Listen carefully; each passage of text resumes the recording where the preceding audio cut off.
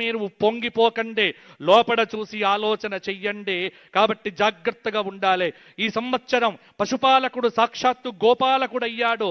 కృష్ణం వందే జగద్గురుం, శ్రీకృష్ణ భగవానుడయ్యాడు. కాబట్టి ఖచ్చితంగా ఈ సంవత్సరం పాడి పంటలు బాగున్నాయి, వర్షాలు బాగున్నాయి.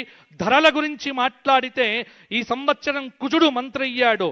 ఎక్కడ లేకున్నా తెలంగాణలో అద్భుతంగా హైదరాబాదుకు ఈ సంవత్సరం రియల్ ఎస్టేట్ అనేటువంటిది గత సంవత్సరం కంటే మెరుగు కాబోతోంది.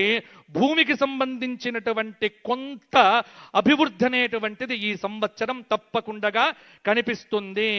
ఎక్సెస్ మనీ ఉన్నటువంటి వాళ్ళే భూమి కొనుక్కోండి తప్ప రుణాలు చేసి భూములు కొనుక్కోవడం మాత్రం మంచిది కాదు అనేటువంటిది పంచాంగం చెబుతోంది. అలాగే ఇంకొక మాట కూడా మనం ఈసారి గమనించవలసినటువంటిది ఏమిటి, విందులు తగ్గించండి.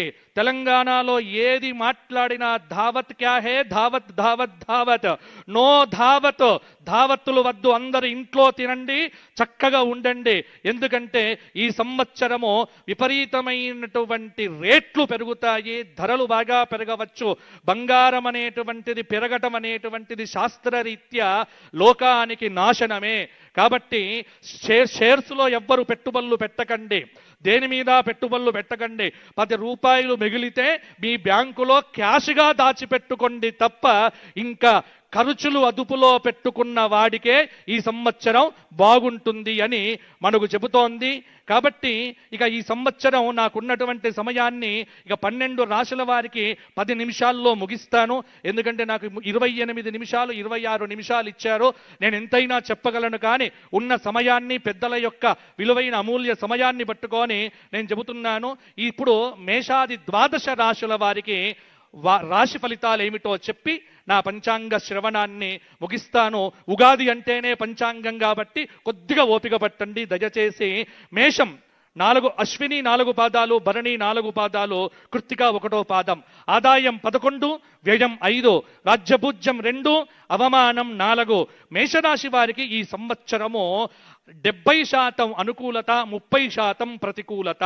కాబట్టి డబ్బులు పొదుపుగా వాడుకోవడం మంచిది. మేషరాశి వారికి చెప్పాల్సిన మెయిన్ విషయం ఏంటంటే ఖచ్చితంగా ఎవ్వరి దగ్గర కూడా మధ్యవర్తిత్వ సంతకాలు పెడితే మాత్రం మీరు పోయినట్టే లెక్క. కాబట్టి మధ్యవర్తిత్వాలు చెయ్యకండి, కాపాడుకునే ప్రయత్నం చెయ్యండి. రైతులకు ఈసారి బ్రహ్మాండంగా ఉంటుంది మేషరాశి వారికి.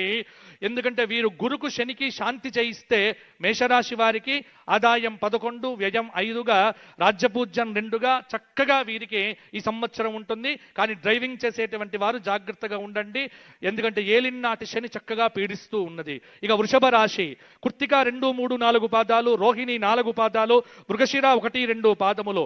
వృషభ రాశి వారికి ఆదాయం 5, వ్యయం 14, రాజ్యపూజ్యం 5, అవమానం 4. వృషభ రాశి వారికి ఈ సంవత్సరం పట్టిందల్లా బంగారమే, అద్భుతంగా ఉండబోతోంది. గత సంవత్సరం కంటే ఈ సంవత్సరం మేలు జరగబోతోంది. పెళ్లిళ్ళు కాని వారికి పెళ్లిళ్ళు కాబోతున్నాయి.